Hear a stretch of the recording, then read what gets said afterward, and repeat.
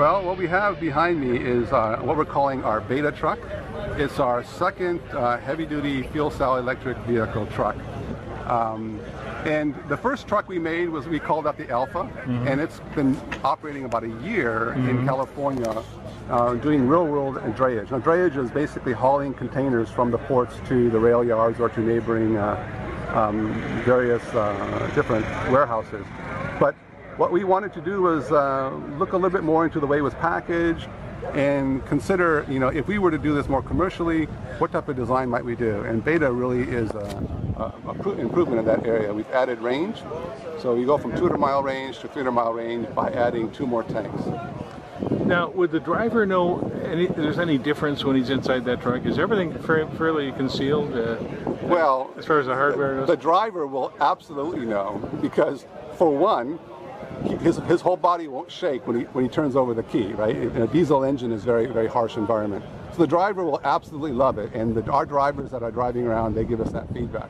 Not only that, the trucks that pull up next to them, it doesn't take them long to realize that there's no stack on that vehicle, and then they notice how quiet it is.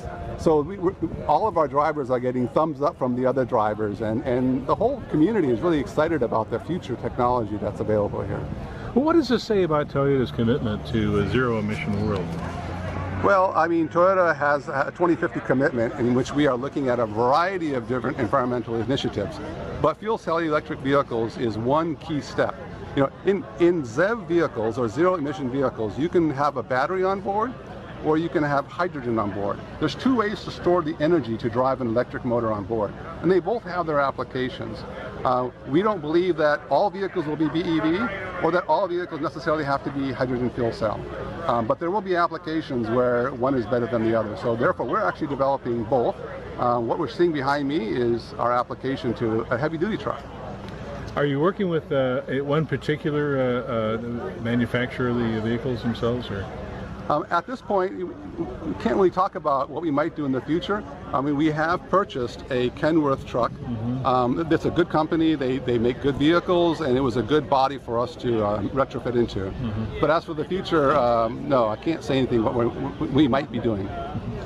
And is there a timeline on this? I mean, is there any idea when this could possibly go into production if it meets all the requirements and so forth? Yeah, again, I can't talk about what we might do in the future.